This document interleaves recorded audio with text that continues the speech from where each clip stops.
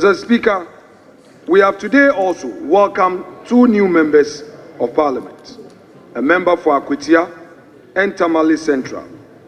Their arrival is a solemn reminder of both the grief we share and the hope we carry for renewed service.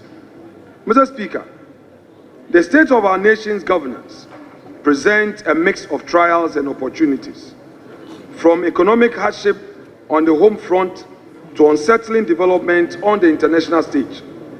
These past months have indeed tested our resilience as a country.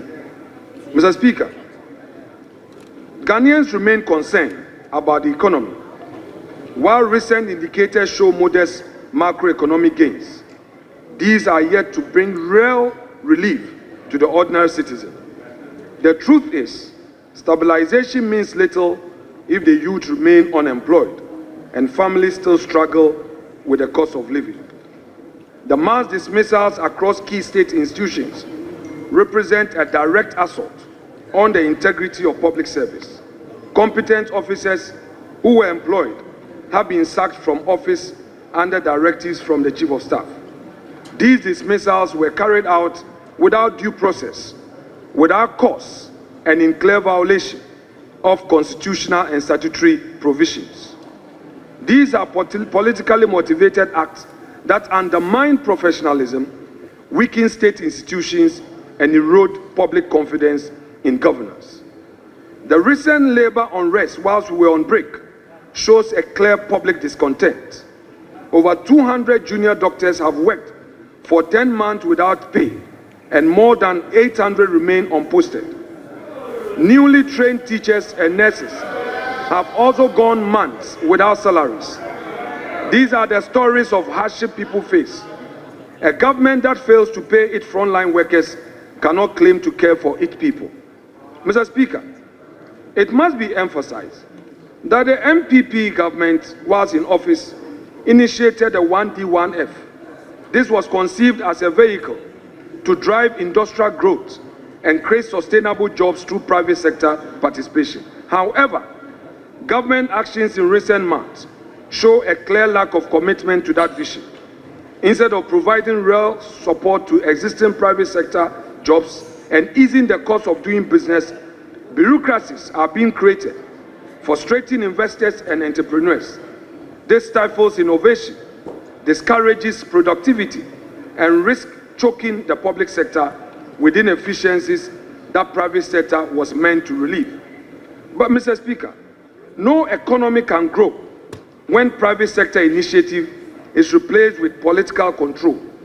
The time has come for government to walk the talk of ensuring that the private sector becomes the real engine of growth.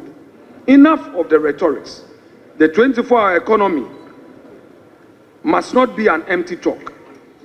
It must provide a hope for many youths who expect jobs. Mr. Speaker, on the governance front, governance is about upholding freedom, justice, and the rule of law. The frequent arrests of opposition figures, journalists, and ordinary citizens on flimsy and politically motivated charges exemplify a pattern of harassment intended to silence dissent.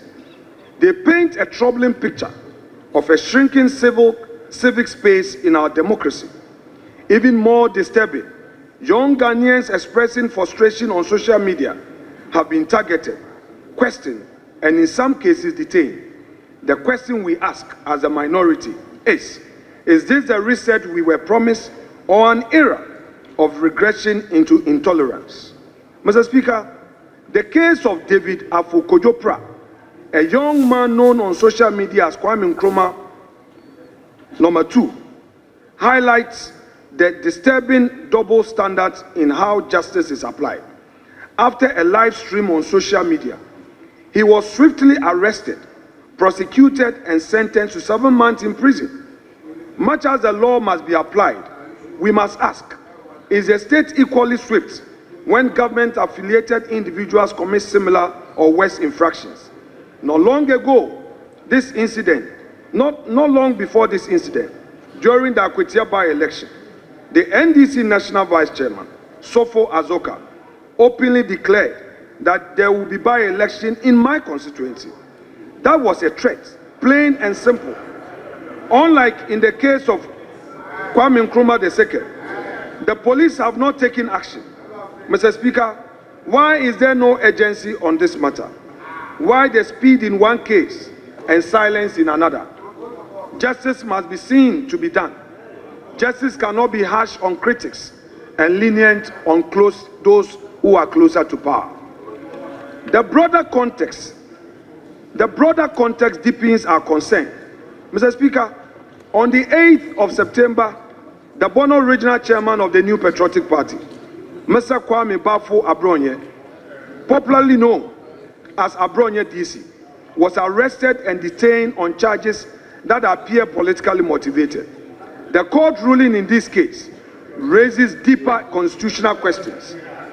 In delivering judgment, the presiding judge, His Lordship Akwa, cited George Orwell's Animal Farm, observing that, quote, all men are equal, but some are more equal than others, unquote, and went on to quote the late President Robert Mugabe, purportedly, quote, I can assure you of freedom of speech, but cannot assure you of freedom after speech, end quote. Mr. Speaker, these remarks to us as the minority, coming from the bench, convey an unsettling message that equality before the law and freedom of expression may no longer be treated as fundamental rights, but as privileges subject to interpretation and power. Such reasoning, if left unchecked, sets a worrying precedent for democratic governance and judicial independence. The use of Orwell and supposed quote from Mugabe to rationalize the restriction of free speech undermines the spirit of our Constitution, which guarantees every citizen the right to express opinion without fear of reprisal. Ghana's courts have long stood as the last line of defense for liberty, and any departure from that role risks eroding public confidence in justice itself. The minority, therefore, finds this trend dangerous and calls for restraint, reflection, and a renewed commitment to fairness, equality, and the true meaning of freedom under the rule of law.